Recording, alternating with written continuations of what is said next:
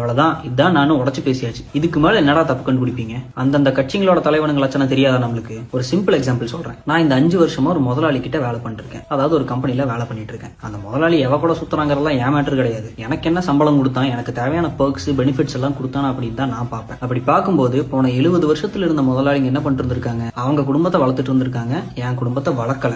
அவன் என்கிட்ட நல்லா சுரண்டி திங்கிறான். என்ன மரியாதையா நடத்துறானா, என் ஃப்ரெண்ட மரியாதையா நடத்துறானா, என் டீம்ல இருக்கவங்களால மரியாதையா நடத்துறானான்னு தான் பார்ப்பேன். ஏதாவது பிரச்சனை நான் போய் நின்னா எனக்கு ஹெல்ப் பண்ணுவானான்னு பார்ப்பேன். இல்ல இந்த பிரச்சனையை பத்தி பேசினா நம்மள வேலையில வச்சுக்குவானா இல்ல டெர்மினேட் பண்ணிடுவானான்னு யோசிப்பேன். டெர்மினேட்னா மொத்தமா டெர்மினேட் தான். அப்படி இருக்கும்போது பக்கத்து பில்டிங்லயே புதுசா ஒரு கம்பெனி ஆரம்பிக்கிறாங்க, அது நல்லா போகுது அப்படின்னா நான் கண்டிப்பா யோசிப்பேன். அங்க சம்பளம் கொடுக்குறாங்களா, பெனிஃபிட்ஸ் கொடுக்குறாங்களா, என்ன மரியாதையை நடத்துறானா அப்படின்னு நான் பார்ப்பேன். அவன் பொண்டாட்டி கூட சண்டை போட்டானா இல்லையாங்கிறதெல்லாம் நான் பாட்டு இருக்க மாட்டேன். இந்த 5 வருஷத்துல பல பேர் ஸ்கூல் ஜாயின் பண்ணலாம், காலேஜ் ஜாயின் பண்ணலாம், பல பேருக்கு கல்யாணம் நடக்கலாம், குழந்தை பிறக்கலாம். அதுக்கு வரப்போற கவர்மெண்ட் உங்களுக்கு எப்படி சப்போர்ட் பண்ணணும்னு யோசிங்க. இந்த 5 வருஷத்துல அவங்க பண்ண போற நல்லதை வச்சுதான் நம்மளோட வாழ்க்கை ஷேப் ஆக போகுது. ஸோ உங்களுக்கு என்ன கிடைக்குது, உங்களுக்கு என்ன தேவைன்னு யோசிங்க. எலெக்ஷன் மேனிஃபெஸ்டோ வச்சா பார்க்கலாமே. இப்போ வரைக்கும் பார்த்ததுல விஜய்னாவோடது ரொம்ப பிராக்டிகலி ஃபீஸிபிளா இருக்கு. ஸோ நீங்க என்ன பண்றீங்கிறது யோசிக்கிறதுக்கு முன்னாடி உங்களை நம்பி இருக்கிறவங்களுக்காக என்ன பண்ண போறீங்கன்னு யோசிங்க. ஊர்நாயம் பேசிட்டு வாழ்க்கை இழந்துடாதீங்க.